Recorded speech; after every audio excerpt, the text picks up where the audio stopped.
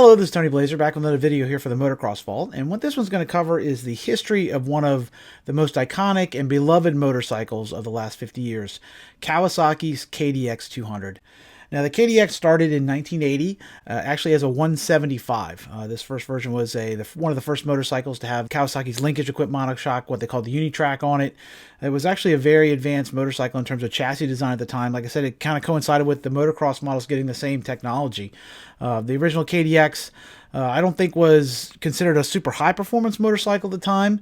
It's always been more like a fun little motorcycle that you could race if you wanted to. Guys like Jeff Fredette and some other dudes have raced them over the years to fairly significant renown. But really, the heart of the KDX has always been a motorcycle about fun. I've had one KDX. I've had several friends who've had them. I've ridden them many times over the years. Loved them. They're great little bikes. Awesome motorcycles. And this video is going to cover all the KDXs from the original one in 1980 through its eventual retirement in 2006. Along the way, they had several changes. It wasn't updated, obviously, as much as the motocross models were, but it did get some new technology along the way that kind of kept it up to pace with maybe close to the motocross level of performance, at least in line with what its intended purpose was, which of course was always affordability and fun. And I think the KDX definitely achieved those goals over the life of its run. It was a great motorcycle, as I said, very well loved. People still like them today. I'm super bummed out Kawasaki doesn't make them. I think they should bring the darn thing back. They'd sell 1 million of them if they did. So, as I said, this is going to be the history of the KDX. If you like this sort of thing, I've also done a look back at the history of the Honda XR250. I'll attach the link here above. You can check that out if you want. I looked at the XR from its inception until its retirement as well. The XR250 was always kind of a similar machine to the KDX, kind of competed in the same realm, just not a 100% serious bike, but a real fun motorcycle. And these the KDX and then the Yamaha IT200 and the PE175 as well, kind of all competed in the same realm there for a little while, although the PE didn't last nearly as long as the Kawasaki or the Honda did. Unfortunately, they were retired pretty quickly, as was the IT. I'm not sure why. It's kind of funny. You'd think motorcycles like this, they're affordable, fun, mid-size, easy to ride. 200s, they're great bikes. I've had, like I said, a KDX. I had a KTM 200. I just think they're like the perfect kind of little off-road fun bike if you're not looking to, win a GNCC or something on the thing. And the Japanese have flirted with them over the years. Some have kept going, some have not. I'm not sure why. One of those interesting conundrums. I can't imagine it was because of sales. I would think they still sold a lot, but I don't know. Anyway, in any case, I love these motorcycles. I certainly hope you enjoy this. If you do, so if you subscribe to the channel, I would very much appreciate it. Share it on social media. Give it a like. If you're listening to this on a podcast form, if you give it a little review, I'd appreciate that as well. So here's the history of the Kawasaki KDX200. In 1980, the big news in the motocross and off-road world was the introduction of Kawasaki's all-new rear suspension system they dubbed the Uni-Trak. Now, originally this system had been debated in Japan. They had thought about calling it the bell crank due to its usage of a bell crank linkage, but for obvious reasons, that probably wouldn't have been a very catchy name. Not that Uni-Trak makes much sense, but it probably sounded better on a brochure. So Kawasaki introduced this Uni-Trak on the all-new KX125 and KDX175. The 250 and 420 got it a little later in the year. So it's pretty impressive that the all-new 175 got this brand new technology, right, coinciding with the 125 version. Now, the thing about this KDX 175 was it was a little bit more, I don't know if serious is the word, but maybe a little more advanced than some of the other competition at the time. Not only did it get an all-new monoshock design, it also used the version of the KX125 chassis. Now, that meant the bike was a little larger overall. The seat height was about 2 inches higher than like a PE175. It also had a longer wheelbase by almost 2 inches than the 175 Yamaha, the IT, or the PE. So it was a little bit more, in terms of the chassis, more of a high-performance machine. The motor was likewise based on the KX125. It used a 173cc version. It was still air-cooled at this point, of course, being in 1980. None of the bikes were liquid-cooled in the off-road world. But it had the electrofusion cylinder, which was like a hard lining they put inside the cylinder that would dissipate heat a little better than a steel liner, although it did have the downside of if you've trashed your motor, you had to get a new cylinder. You couldn't have bored like you could with a steel liner. But it was lighter and dissipated heat better. The motor used genuine Boys and Reeds, which at the time was Kawasaki was the first manufacturer to put Boys and Reeds standard in its motors, and that gave the bike a little bit of an advantage in response. The reeds were different, though. The 125 got the dual stage reeds that we all thought were like the coolest thing to have in the 1980s. The 175 only got a single reed design. So it was similar to what you would have found on most stock machines, but the fiber reeds were lighter than some of the metal reeds you would have found on some of the competition. The motor itself was, Kawasaki claimed to put out 24 horsepower. That might have been, a little bit optimistic, but the main advantage this bike would have been torque over the 125. It was very torquey, not a ton of top end power. Obviously the bike was designed for off-road use, not motocross, so that wasn't a big issue. The front forks on the KDX175 were derived from the motocross version as well. They were based off the forks found on the KX125, although these forks were a little bit less advanced than the ones found on the motocross version. There was no air cap for air assist. Now, again, keep in mind that back in the 70s and 80s, the air caps were used actually typically to supplement the springs.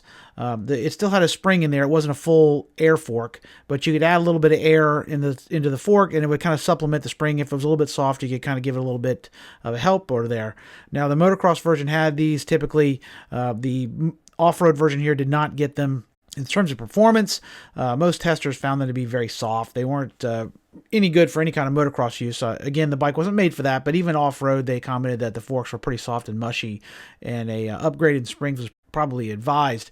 Now, in terms of travel, they put out just shy of 10 inches, which was very competitive for the time. As I said, the chassis on this thing was more advanced than what you would have found on the IT or the PE at the time. The bike had, greater potential in terms of if you did have the suspension upgraded or you did want to do some serious off-roading, it offered a little bit more advanced performance. The rear suspension, though, was really the star of the bike.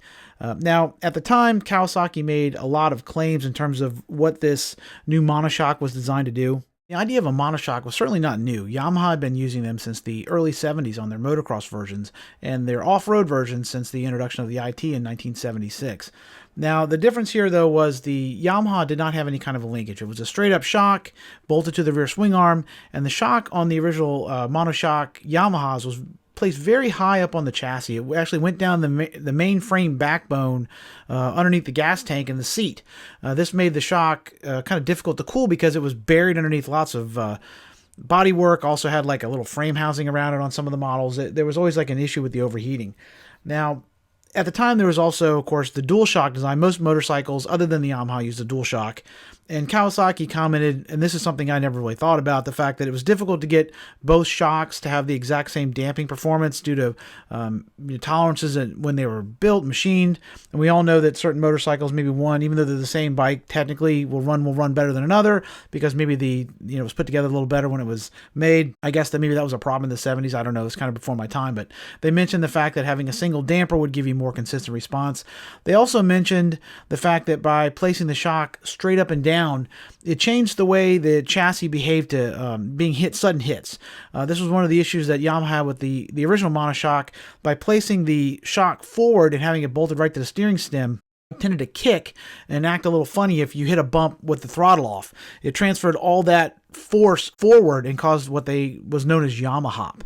And Kawasaki said by putting the shock straight up and down, those energy would be transferred more evenly into the chassis, and it wouldn't cause the machine to deflect or do anything weird when it was hit suddenly. Now, this original version on the KDX does not have the same level of technology that the 125 KX had. It does not have a remote reservoir for cooling. That might have been an issue, if you're actually going to motocross it. Obviously, I assume somebody probably riding a KDX 175 is probably not going to be pushing it quite that hard. It also had no adjustments for damping. You could adjust preload. The 125 and, of course, the 250 and 420, when it made its debut, had 3 adjustable settings for the damping, but the KDX here did not get that capability. Other than that, was very similar. Now, the swing arm is steel, unlike the motocross models, even though it looks like it's just painted steel. It had a chromoly steel, so it's a little bit heavier. And you'll see the aluminum, there's no aluminum linkage. Later versions of the Uni-Trak went to like aluminum link arms, but this original version did not have that either. But in terms of overall performance, the magazine tests I've read at the time, they raved about it. Now, I've never ridden these bikes personally, just going on what people said at the time, but they were kind of blown away with how great they were. The shock, they said, was excellent at absorbing pretty much anything you threw at it. Again, within reason, you weren't going to, I wouldn't advise motocrossing it, but if you're going to take it through the woods and pin it through some rocks and roots and ruts and stuff, they really raved about how great it worked. Because the KDX was all new in 1980, there weren't a whole lot of updates on tap for 1981, but the changes they did make were significant. The one problem some people had with the 80 model was it had a little lack of mid-range torque, and that basically caused a little problem when you would, if you left the stock gearing in place, sometimes on a hill or something, you'd have a little bit of a fall off between like second and third gear. It had a little bit of a difficulty pulling the next gear at times.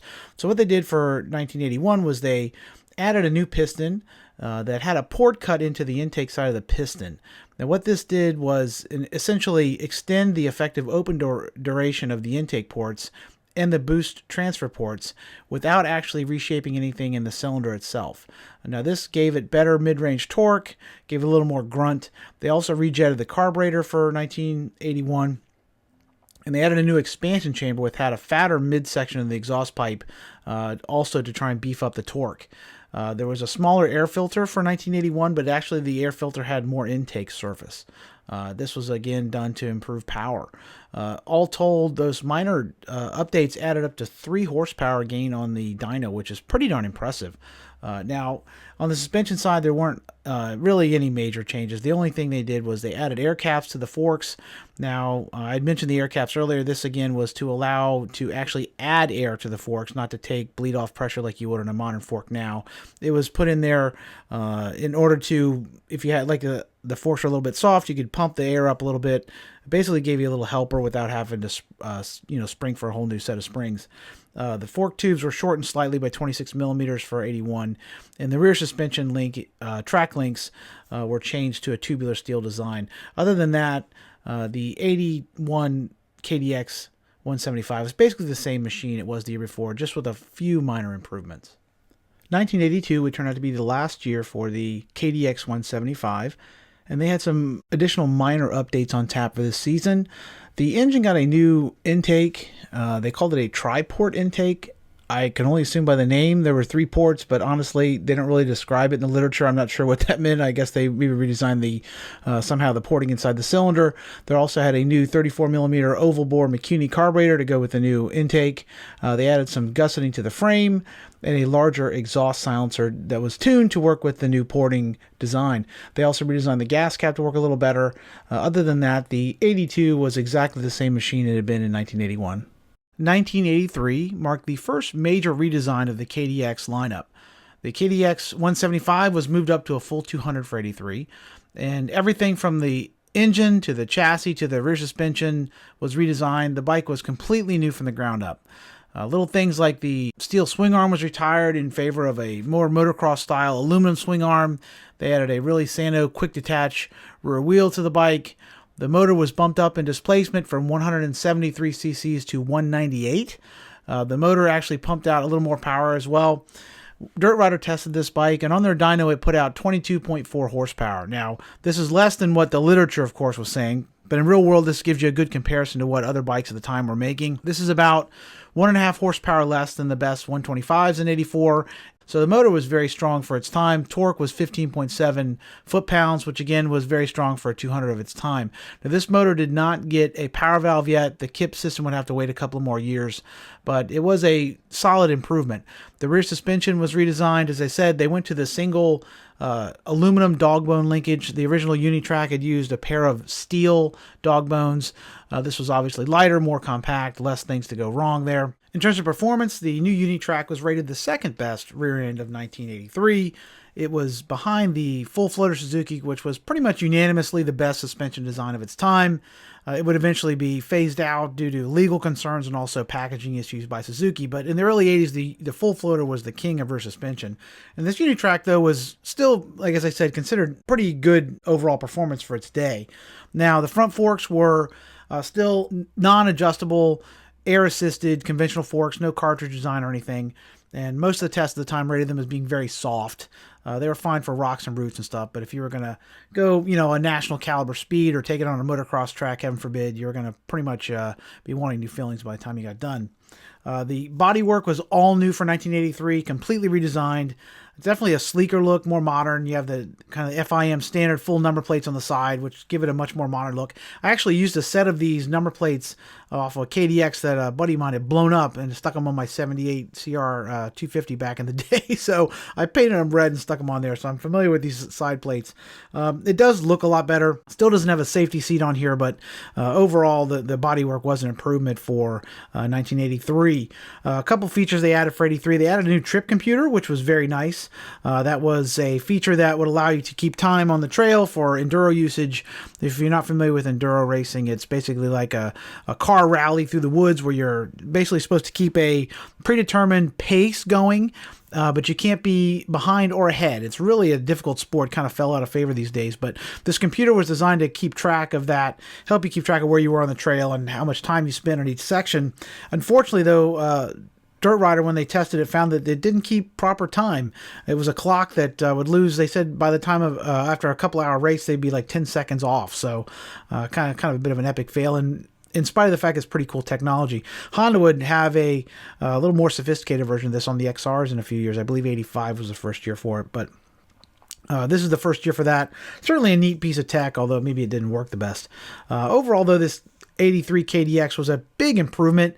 This was the first of the two strokes to go to 200cc. All the other ones in 83, the PE and the IT are still 175. So it had a pretty substantial power advantage this year. Within, I think, 84, the IT would go to a 200, and then PE, I don't believe was even around. I think 83 might have been the last year for the PE altogether. So the KDX was the best bike at the time and really kind of asserting itself as the best 200 in the class by far. After the total redesign of 1983, the KDX200 was back for 84 with mostly minor updates, although some of them were significant. Probably the most significant one was a modification of the motor. Really the only problem people had in 83 with the KDX engine was the fact that they had a propensity to lock up, seize. Kawasaki had gone to a different provider for their electrofusion coating, which was the hardened coating they put on top of the aluminum cylinder. And apparently when those coatings were put on the cylinders, the tolerances weren't quite right in 1983. They were a little too close. There wasn't enough clearance for the piston. When the piston would expand and heat up, it would seize against the cylinder. Dirt Rider, their test bike seized up twice in the first day of riding. So it was a well-known issue. A lot of people had problems. The fix was to have the piston sanded down just the tiniest little bit, give you a little more clearance there. As again, in the 80s, you know, sometimes bikes came out and they almost like a fixer-upper. You had a little bit of a fixing up you had to do yourself. So for 1984, Kawasaki modified the cylinder slightly to change the clearances and prevent those seizing issues. So definitely an important improvement. One other issue in 1983 was the drain plug on the fork was actually placed at the bottom, facing out on the bottom of the fork. Now what that meant was if you were to lay it over sideways in the rocks or something, it could easily be damaged. This was kind of a strange placement on the fork. So for 1984, they relocated that drain plug to the more traditional location, which was directly behind the fork at the bottom in line with the rest of the motorcycle, made it a little more resistant to crash damage. They added a new wheel to the back, a KDX175 style wheel with straight pull spokes. They enlarged the gas tank to 3.2 gallons, so the fuel tank was a little bit larger. Cosmetically, the one thing they did add for 1984 was a new color. You could actually get your KDX in red. Now this was kind of a throwback to Kawasaki's original colors when they had started kind of producing motocross style machines in the early 60s to I guess maybe mid 60s. They were actually red in color for several years there. They didn't switch to green until the early 70s. So there's a little bit of a throwback. I love the fact that you get two different colors. I love when Yamaha does it now. This red I always thought was really cool looking on the KDXs. Interestingly, you could not get it on a KX. I think the only other machine you could get this color combo was on the three-wheeler of all things. The Ducati came in red as well. So really cool. A couple years after this, they would actually offer a white version as well. I think maybe this red is maybe 84 only. Don't know why. Maybe they didn't sell many of them. I just thought it was a real neat look and kind of wish they still did stuff like this today. So in any case, definitely sets this 84 apart from the others in terms of appearance. For 1985, the KDX200 was back with only some very minor updates. Visually, it does look a little different because they went to the blue seat in 1985. Overall, I really think this is a much better look. The bodywork is exactly the same, but the blue seat to me makes it look a little more modern. I always equated this kind of blue and green as kind of the Kawasaki look I like the best. The exhaust was new for 1985, and they also added a new 34mm oval slide carburetor. Now, Kawasaki claimed that added 2 horsepower to the power band for 1985. I actually could not find that I had a test from 1985, so I could not verify anybody that gave a dyno run on it. But other than that, it's exactly the same machine as the year before. They had an all-new bike on tap for 1986, so it's not surprising they didn't throw a whole lot at the bike this year. All right, for 1986, we get the second major redesign of the KDX, and this one, as I said, is a major redesign. It's completely scraps the old chassis, the old motor, everything is completely reimagined for 1986. We get all new body work with a up-the-tank saddle, which is slimmer, through the middle, narrower, not quite as tall, more comfortable. The tank's a little wider, but it has more of a teardrop shape to let you get forward. The Uni-Trak in the rear is completely redesigned. It still uses the old style dog bone linkage, but there's actually now rebound and compression adjustability for 1986, which lets you tune the bike in a little better. The forks are all new. They're much larger. The previous KDXs had used a 38mm fork, which was pretty small. You got to figure as early as I think about 1981, most of the motocrossers had gone to a 43mm fork. So the fact that they were still using the 38 definitely would have been a hindrance in high-speed sections on the old bike. The 43s, of course, would still feel very flexy by modern standards, but at the time they were up to speed with what we would have found on a KX and much improved over previous designs in terms of steering precision and like the way the bike would have felt in like big whoops and such. The front end also got a front disc brake for the first time. This was a very similar brake to what you would have found on the KX line. Big improvement. Certainly put it ahead of what was found on the XR200, which was a drum in 1986, and on par with the new Yamaha IT200, which had a disc as well. The motor was completely redesigned. This is the first year that they added the Kawasaki integrated power valve system, the KIPS, to the KDX lineup. And this is interesting in that I believe this is the only motorcycle Kawasaki ever produced with the air-cooled and the KIPS combination. Yamaha had run a few power valve systems on their works bikes in an air-cooled setting, but pretty much by the time they got around to power valves, everything had moved to liquid cooling. So the nice thing about this Kawasaki design is it combined the power valve of the Yamaha and the resonance chamber of the ATAC system into one design. It was really the forerunner to what pretty much every power valve system is today in a two-stroke. It gave the KDX a very wide power band, excellent torque. Really, it still was mostly a low to mid motor with the stock exhaust, which is pretty choked off. It's not going to rev to the moon or anything. You see the exhaust is pretty much a boat anchor on these things, but kept the bike very quiet, gave it good low to mid-range torque.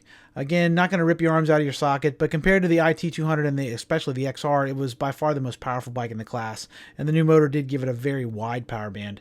Overall, everybody loved the handling of the bike this year. It was very easy to control. The KDX175 derived chassis handled very well, very excellent in tight woods and what have you, and the forks gave it a little more steering precision. The suspension performance was very soft, as previous KDXs had been.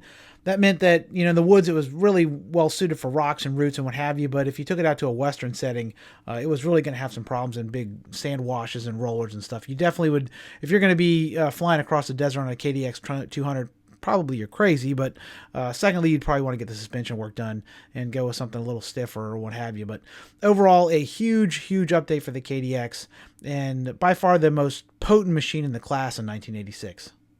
For 1987, the KDX200 was back with only the minorest of small little detail changes. Some people had complained about the shape of the seat foam in 1986. Basically, the edges of the seat were a little square. So for 87, they rounded the foam off a little bit at the edges. Of course, they changed the graphics, got some bold new graphics. The tank graphic and the seat graphic were both new as well.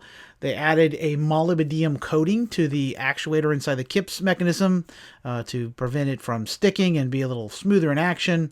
And they degraded the brake line from a braided steel unit on the 86 to a plastic line in the 1987. Now, this was done because they claimed that some people had thought the brake was too grabby in 1986. Well, that certainly could have been the case. I suspect that change probably had more to do with saving a few dollars. The dollar to yen ratio was going in the wrong direction in 1987. The US dollar had dropped quite a bit, and the Japanese were certainly concerned about costs. All the bikes were getting more expensive. It would get even worse in 1989 when they would take a huge jump, but 87 was another year where things were getting more costly, so they were trying to look for any way they could save a little money on these bikes.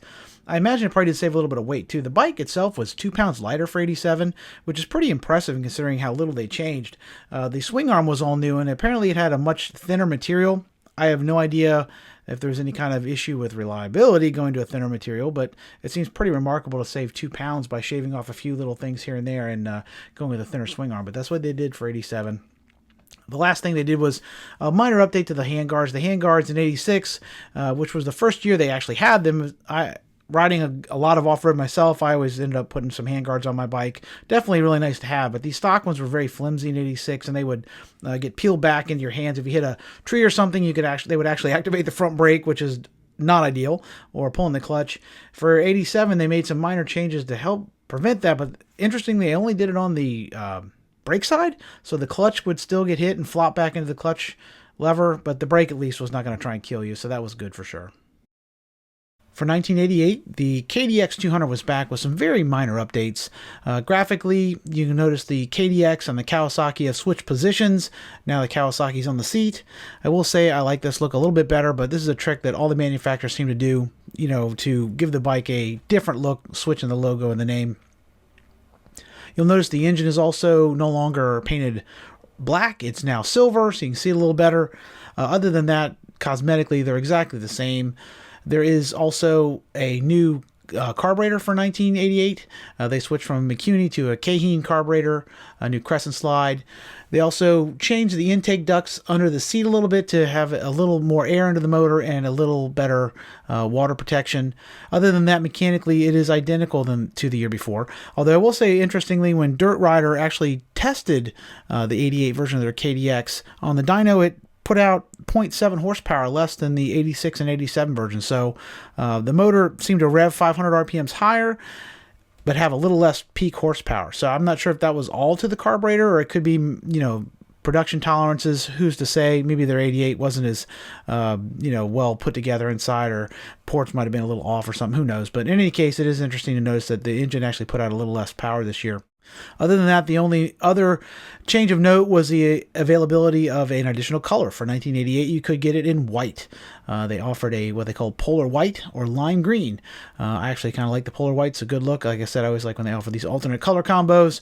So if I was going to go one of these 3 years, I would definitely choose the white. 1988 is my favorite. For 1989, the Kawasaki KDX200 received its third major redesign. This new design brought the vehicle up to speed almost with what the motocrossers were using in terms of technology at the time. There was an all-new motor that incorporated liquid cooling for the first time. It used a 3-valve kip system similar to what the 88 KX125 had. This new liquid cooling system used a dual radiator design, so it did depart from the KX125 in that way, which was still using a single radiator in 1989. Used very similar radiators to what they found on the on the KX250, but they added a remote reservoir for the coolant overflow, which was very handy if you were going to be on the trail, worried about overheating it a little bit. There was no fan, of course, unlike a dual sport bike, so if you're stuck on the trail for very long, you could still overheat the KDX, but it was definitely an improvement if you're going to start bumping up some of the performance to keep the temperatures more under control. Now, interestingly, some people did not like this change in 1989. Some of the hardcore KDX loyalists were lamenting the fact that it was going to liquid cooling. They thought the air cooling was, good enough. It certainly provided reliable performance, but liquid cooling, the only problem was obviously if you fall, bust a radiator, might strand you. That was obviously a concern. The same kind of stuff people said about the motocrossers like a decade before this when they went to liquid cooling. In the end, of course, liquid cooling won out, so I imagine they got over it. One downside of this move for 1989 was the addition of weight.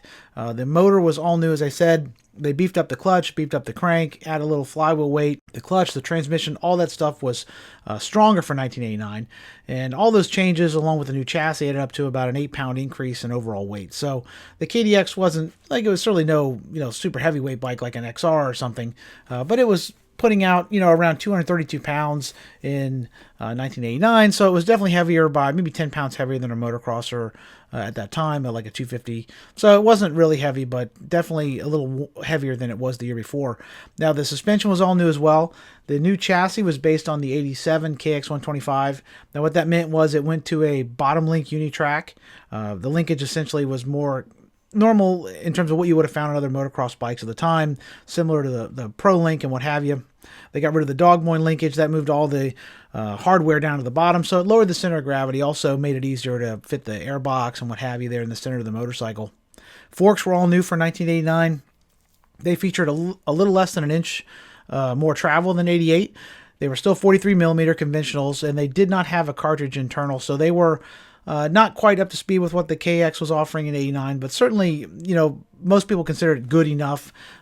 If you went with like a RMX or, one of the more high performance 250s available, like a YZWR, which was, both of those were new models at 89, you would have found superior suspension performance. But for the KDX's target market, the suspension was considered, very, very livable. The shock offered full adjustments for compression and rebound. It was a similar design than what the KX125 used, but of course with much softer settings. The linkage was completely unique as well. The ratio was tuned more for off-road use. The bodywork was all new. Bike was slimmer through the middle, very comfortable. A good friend of mine had the 1990 version of this, and I rode it quite a bit, and it was very comfortable, smooth, easy to ride bike. Power was extremely linear, certainly not going to pull your arms out of your sockets. If you were used to a motocross bike, even a 125, the KDX would feel slow, but it was very quiet, very easy to ride. Basically, this KDX was known as having like an electric power band. There's no hit anywhere in the power. It's almost like a four-stroke in that respect. Kind of runs like a little more powerful XR200. Just turn the throttle and go. Really easy to get traction on most any surface. As I said, the bike was very quiet. They went with an all-new silencer that was quieter this year and actually freer flowing as well. The pipe was a dual wall design, which helped keep some of the sound down as well. If you did open it up and put with an exhaust on it, it would definitely get a little more power out of it. But if you're riding somewhere where the sound was an issue, the KDX was great for that. Overall, it was a really, really big improvement for 89. The bike gained a lot of performance.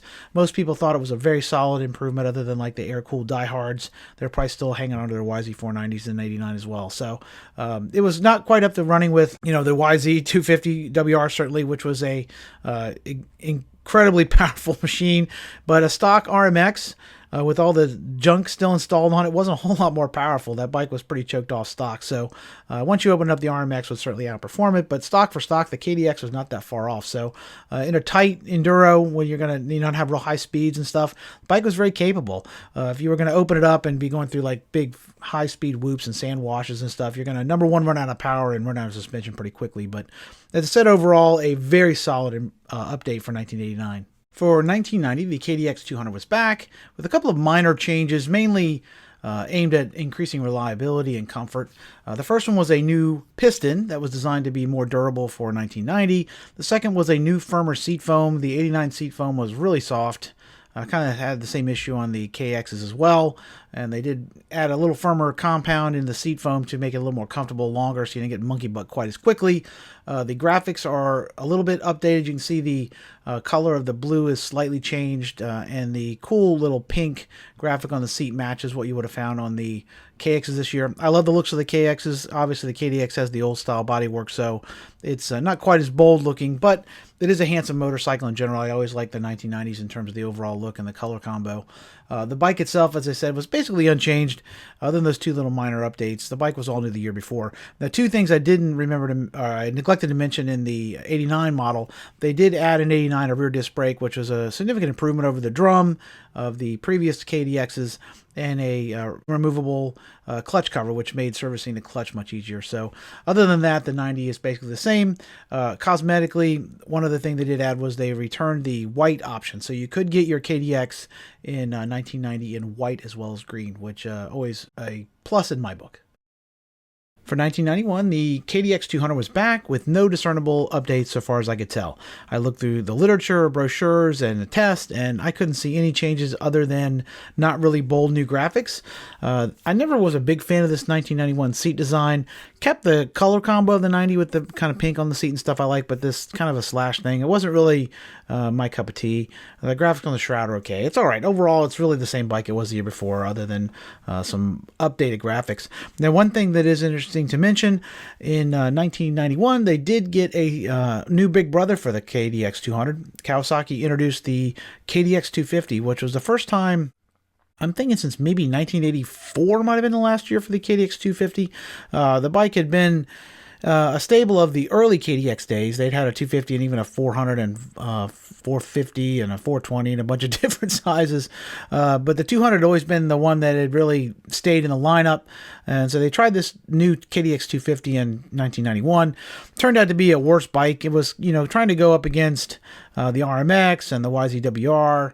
It really didn't take off. I understand that the performance, I never rode one myself, but I understand the performance wasn't that great on this thing.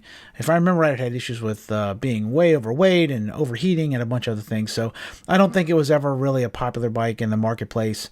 I think if they were going to race off-road, maybe they raced them maybe here in 91, but after that I think they went back to racing a KX modified in the off-road team. So in any case, the KDX200 was still in the stable, but really just a BNG update in 91. For 1992, we get another year of absolutely no updates, aside from some revised graphics. I'm not sure that I like this splatter pattern on the seat any better than the paint stripe of 91, but the little graphic on the swing arm, I guess, is okay. Overall, like I said, really not much of a change other than some new decals and a new seat cover. For 1993, the KDX200 was back with what can finally legitimately be called bold new graphics. Now they look a little crazy and cartoony. In 93, I love this look. I loved it on the KX. The giant Kawasaki on the seat was cool. This kind of motocross action called it a Wile E. Coyote looking graphics on the shroud. Personally, I love it. I think it's cool. I love all the colors. Definitely one of my favorites. Looks in this generation of KDX. The forks are really the big change for 1993. They finally got rid of the 43 millimeter non-cartridge standard conventional forks and bolted on a set of 41 millimeter inverted cartridge forks. Comically, they even have the word upside down stamped on or decaled up on the fork guard. Pretty funny, actually. Overall performance was better for 1993. It did give you a little better steering position, and mainly the advantage off-road would have been much less axle underhang below the axle there, so you don't have to worry about catching it in the ruts as much. Certainly a concern in enduro racing. Other than that, the KDX was unchanged from the year before. The blue forks, I'm never a giant fan of the anodized blue look. I know some people are big fans of it. It's kind of cool in a 90s sort of way now, but personally I think gold or something probably looks better. But overall, definitely an improvement to the venerable KDX200 for 1993. KDX was back for 1994 with another bold new graphics update. This is the last year for this body design. So this body ran from 1989 to 1994. For this year, they got just the update in the graphics, no other significant changes.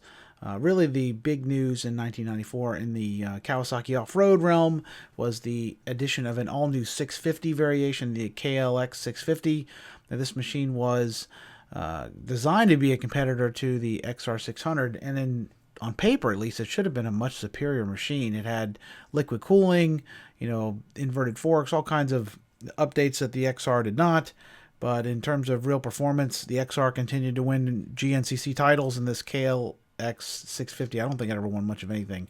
It was a kind of an unimpressive mess, pretty much, from what I remember. I don't think it lasted in their lineup more than, 3 or 4 years before they finally killed it. For 1995, the KDX series received the last of its major updates. This all-new machine featured a perimeter frame for the first time. Now, this was a unique frame that was only found in the KDX. It wasn't a swapped-over KX125 frame. This time, the bike was completely new and unique to the lineup. Now, the new motor was also redesigned. It was still maintained a 200 size class. They didn't move it up to a 250, but it had a new power valve system that was similar to what they would have found on the KXs at the time. Interestingly, they went back to a conventional fork for 1995. This ditched the upside down fork. This probably lost a little bit of cachet, but in terms of real world performance, it probably was better. You got to remember at the time, even motocross bikes, some of them were getting ready to go back to conventional forks. The jury was still very much out on whether or not a conventional or an inverted fork were the best design. In an off-road setting, other than the axle underhang, the conventional fork might actually perform better. It had the flex stuff that you wouldn't want on a supercross track. Actually was probably worked in your favor on gnarly woods or trails or rocks and roots and stuff. Took a little bit of bite out of those sharp, slow speed hits. The shock was all new. Basically, everything on the bike was completely redesigned. Seat height was a little bit taller. The tank actually had a little less capacity because the swap to the perimeter frame meant there was less room for a fuel cell in there. That was always a problem when they tried to add a little fuel to a KX2. It didn't really have anywhere to go. So that was really the only thing that was kind of a setback from the year before. And again, the KDX was never like a really fuel thirsty bike. So I personally had never had any issues with it running out of gas. But I guess if you're going to ride a really long enduro, it might have been an issue. Overall, though, this 95 KDX, a solid update. Really impressive little machine at this time, and a super fun bike. And really, at this point, it's the only bike in its class, more or less. The XR200 by this point, I think it was still in production, but it was significantly less performance-wise. They had shortened the suspension by a third and kind of turned it into just a play bike, a beginner bike, taking the lights off of it. It was no longer really considered any kind of an enduro mount. This was really kind of a bike of one, because all the other machines it would go up against would have been 250s. I don't even believe at this point KTM had not even re-released its 200 yet. So it's kind of a machine all to itself in its own class, and it's good that Kawasaki kept developing it.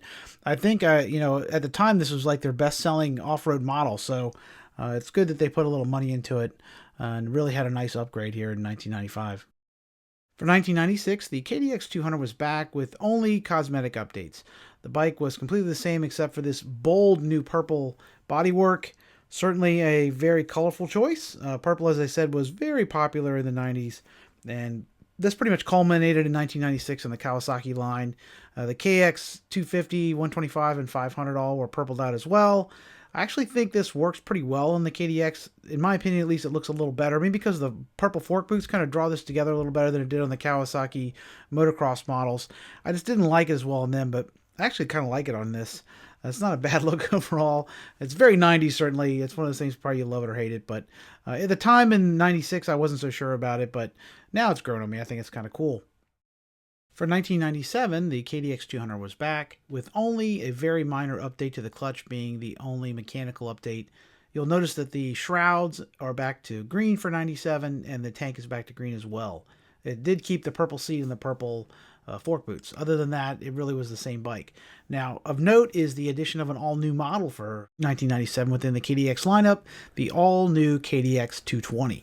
Now, interestingly, the 220 here has totally updated graphics that are different than the 200, and I actually way prefer the 220's look.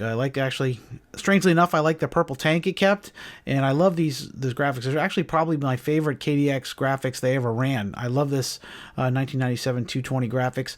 I actually put a set of these on my 2001 KDX that I own personally a few years after this. I think it's a good looking motorcycle. And one weird kind of thing is I never was sure what the niche for this bike was. It's kind of this weird thing where maybe if a KDX 200 was too slow, but a 250 is too fast, you could get this. I know the KDX 250 had been pretty much a flop. The new one that came out in, I guess, 91 or whenever that was. It had never taken off, been overweight, just not a real popular machine. So I guess maybe this was an effort to appeal to that market. I'm not sure. It was always kind of a strange bike. It has a 3mm larger bore and a 2mm smaller carburetor. So it's one of those strange things where clearly they're going for torque with this motor. Now, I think this bike was available in places like Japan and overseas as a street legal machine before it was released here. I can only assume that maybe that made it better on the street or something. I don't know. It's one of these strange bikes. I never understood why they had such two similar bikes, and then one was actually slower. I think the 220 was actually slower than the 200, although it was torqueier. So again, not sure what the market was. It was another $250 to buy it, and I guess they kept selling them because they kept making this thing until the KDX was finally retired in 2006. After 1997, the story of the KDX 200 is unfortunately just one of bold new graphics. There are no more major updates on tap for the KDX until its eventual retirement in 2006. Now, along the way, they did make some subtle graphic changes. You can see that eventually they dropped the purple and went with black was the main theme. Personally, I think I prefer the purple, although the black here is probably more understated. It certainly doesn't date it to any sort of particular time period as much, but the purple years I think did look pretty cool. I had the 2001. It was a good little bike. Like I said, I really enjoyed the heck out of it. It was slow compared to like my KTM 200 or any 125, but it was a super fun bike. It really made you feel fast because you could just pin it everywhere, and it was just fun. The suspension is very soft. Even if you're going to try and go a pretty fast pace through the woods, which I would try to keep up, it was easy to bottom it out with the stock suspension. But these were great bikes. I mean, up until the very end in its retirement, one of the most fun bikes you could buy. I guess the reason it finally got retired was Kawasaki. All the manufacturers really thought that there was going to be some major mandate coming down on two-stroke emissions, and it just didn't make sense to sink any more money into this. Although it is interesting that it went basically 10 years without any updates at all. Actually, 11 years, actually, from 95 to 2006, without any real updates. And the bike continued to sell pretty well, from my understanding. The 220 never really turned out to be the bike it was supposed to be. It was slower than the 200. You could make it faster if you put the bigger carburetor on it, got some porting and pipe work and what, but it took a lot of work. It's kind of the strange thing where it probably diluted sales, confused the consumers. You pay the extra money and you get the bigger bike, yet it's slower than the other one. I'm just not sure what Kawasaki's strategy was there, but in any case, these were awesome motorcycles. They're so fun. They're great. They're still popular now. Like I said, I think if Kawasaki came back out with it now, they'd make a ton of money selling them. So little two-strokes are fun. They're great off-road bikes. They may not be as competitive in certain arenas as the four-strokes these days. They don't have the advantages of some of the high-tech electronics and what have you. But for a fun, do-it-all ride on the weekend, minimum maintenance machine that's reasonably inexpensive, the KDX fit that bill. Every one of them was a great machine in that score. Some of them, weren't the best performing machines in their class, certainly. And anything like a 250 from KTM or Husqvarna, or even, the Japanese later when they got involved, would have crushed it in terms of performance. But in terms of a fun per dollar basis, the KDX was like the king for, the 20 some odd years of its existence. So KDX definitely a great machine. If you ever own one, I'm sure you know this. You almost hear nothing bad about them. Anyone who's owned them loved them. Kind of like XRs, they had little issues with them like any motorcycle does, but overall, just a really, really great machine, and one that most people think fondly of even to this day. So this has been a look back at the Kawasaki KDX200 from 1980 until 2006, when it was finally put to rest. Rest in peace, KDX200. If you like this sort of thing, make sure you check out the other videos I've done on my channel. I just completed one recently on the history of my personal motorcycles I've owned. I also have one on the XR250, if you like enduro bikes, history of that model. I also did the XR600, and I will be doing other enduro models as well, and of course motocross stuff in the future. So share it on social media if you don't mind. I would certainly appreciate it. If you don't subscribe, what are you doing? Please subscribe and give it a thumbs up. I would appreciate that as well. So until we meet again, this is Tony Blazer. Keep the rubber side down. Peace.